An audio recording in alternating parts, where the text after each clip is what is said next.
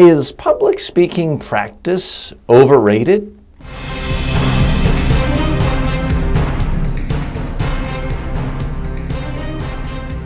Speaking, the show about effective speaking in public, to the media, at work, and in life.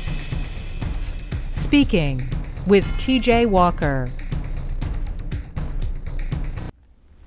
Today's questions come from Leon Frazier, who, interesting side note, came to one of my public workshops. It had to have been 15 years ago. I've continued to communicate with him through my weekly newsletter at Media Training Worldwide. And we've continued to stay in touch, and he sent in 3 questions today, which I'm asking. A lesson for all of you, I do think, is the importance of regular communication, and communication that's easy for you, whether it is daily video, audio, text, newsletter, or a combination of all of those. It's so easy to lose touch with a client, a prospect, a customer, and the more ways you make it easier for customers to connect with you, the better. So Leon, it's great to hear from you. Here's his first question. TJ, the New York Times had a recent article that world champion tennis player Serena Williams does not play in many warm-up or practice tournaments before the Grand Slam tournaments. Allen Iverson, the former All-Star basketball player, is known for his dismissive comments about practice. But can you afford to practice your speech out loud? Can you not afford to practice your speech out loud before you have to give it in front of an audience? So there certainly are people who say, TJ, I don't want to practice my speech. I don't want to get stale. And they might actually reference Serena and Allen Iverson as well. So, well, these stars don't believe in practice. Why should I?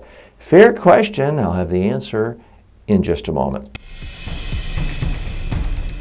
To hire TJ Walker as a keynote speaker or workshop leader for your next conference, call 212-764-4955.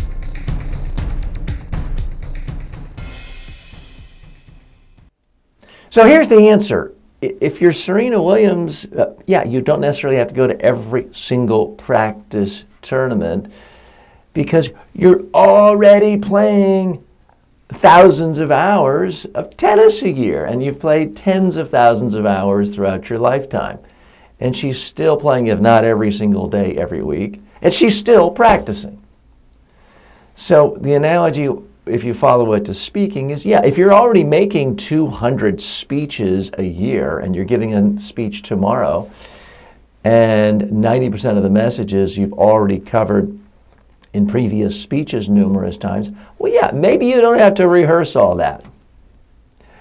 And maybe you're just in such a groove that things are really going to come out well.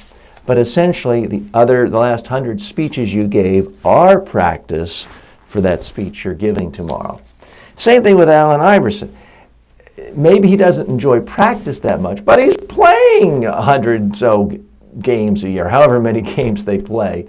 So he's already playing hundreds and hundreds of hours of basketball a year. So that is practice. When you're playing every single day and doing some warm-up and practice every day, that is practice.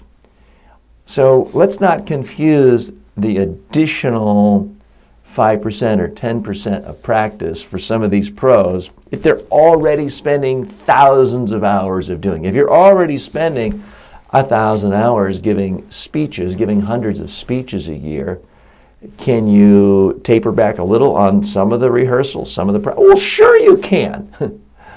But for most of it, you're not doing hundreds of speeches a year. If you're doing one a quarter, and you want to use Serena and Allen Iverson as an example of why you shouldn't practice, you are barking up a wrong tree. Next question from Leon. He says, Donald Trump, like him or loathe him, has been the master at creating short, memorable phrases on where he stands on issues. Build a wall, ban the Muslims, make America great again. Now that Hillary Clinton will be his opponent, will she have to create short, memorable phrases to communicate her brand as well? Certainly for any politician, the ability to speak in sound bites, to formulate in a focused, clear way what's good about you and what's bad about your opponent is helpful.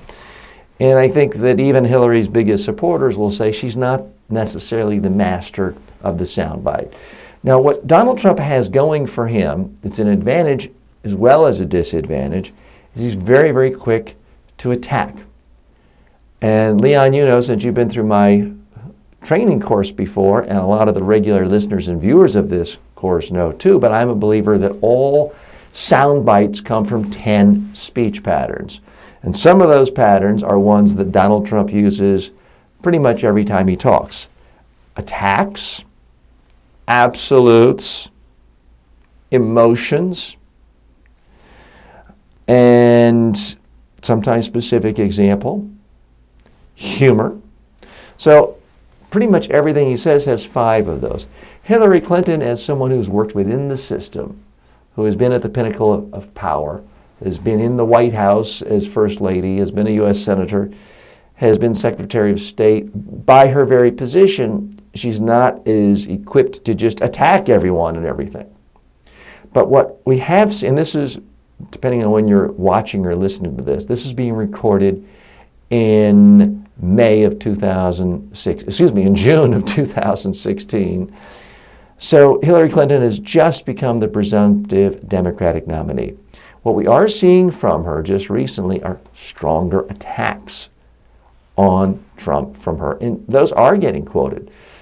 Part of it is the nature of when you're a front runner running for a nomination, you have to stay above the fray. You don't really help yourself attacking. Donald Trump started out at the bottom when he got in, and everyone was attacking him. It led itself to attacks more. I do think that regardless of who wins the presidential race, it's not necessarily going to be by the candidate who gets the most forceful sound bites across. It will be by the candidate who communicates their message most effectively.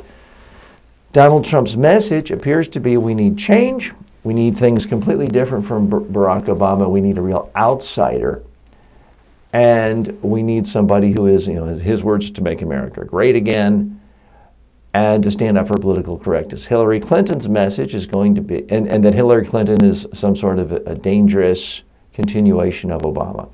Hillary Clinton's message at this point seems to be that Donald Trump is a dangerous demagogue who is a racist, a phony businessman who has ripped off middle class and average people in all of his business dealings and is psychologically unsuited to have his finger on the button, and that she's going to continue mainstream centrist and occasional liberal policies. That's essentially her message. That was not stated in sound bites, but I think the winner of the presidential race will come down to who is more effective at communicating those messages, which message prevails. Sound bites will be a part of it, but they'll only be a part of it. People receive so much information about presidential candidates in the general election that, in my view, sound bites are really not as big a factor.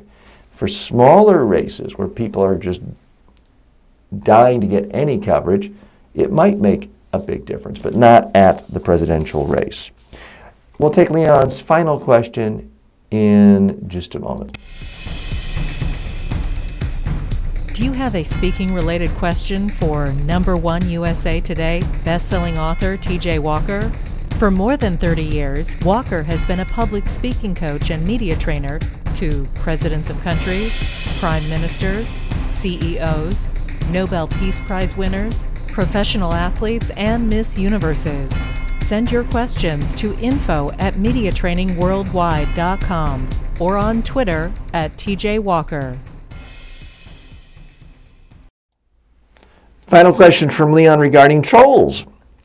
Whether it's a good news story about yourself or someone else, or a bad news story about a tragic situation, you can always count on some reader to make a sarcastic or hurtful comment hiding under a pseudonym or anonymity. Who are the trolls, and should you care about what they say if you have otherwise positive PR coverage in the press? Well, short answer is no, you really shouldn't care.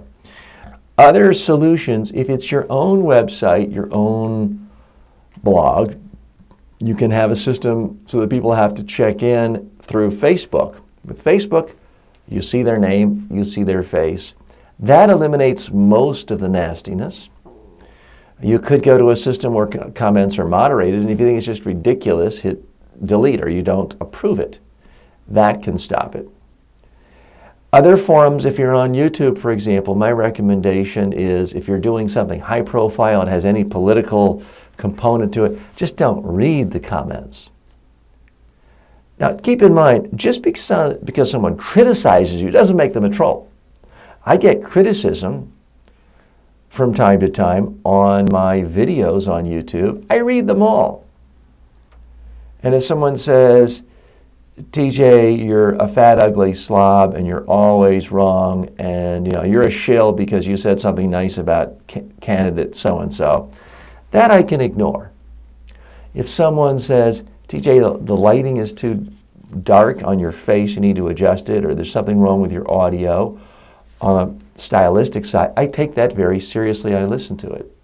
If someone says, well, TJ, you referenced a particular media show where you criticized someone, but you left out the fact that, and they're putting in specific facts that might have changed my analysis, I read it carefully. I might respond. I might even do a separate video. So it just depends.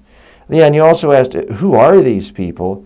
I don't know. In my experience, they tend to be losers. They tend to be people who are not putting out their own content, almost without exception.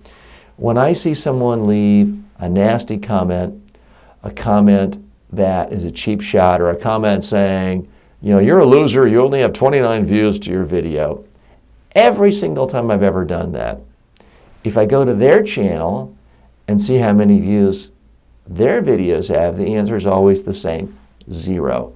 They're too cowardly to show their face. They're too cowardly to create their own videos. They just sit back and criticize. And to paraphrase Teddy Roosevelt, life is really about those who do, not the critic on the side. I listen to criticism. Depending on your industry, you may have to just completely shut it out, but don't let it bother you. I'm TJ Walker. Thanks for joining me. As always, may all of your presentations in life be a huge success. Speaking with TJ Walker is the #1 rated daily streaming TV and radio show devoted to all aspects of speaking and communication. If you received value from this show, then please subscribe to it at MediaTrainingWorldwide.com. Please review the show, leave comments, and share it with your friends and colleagues today.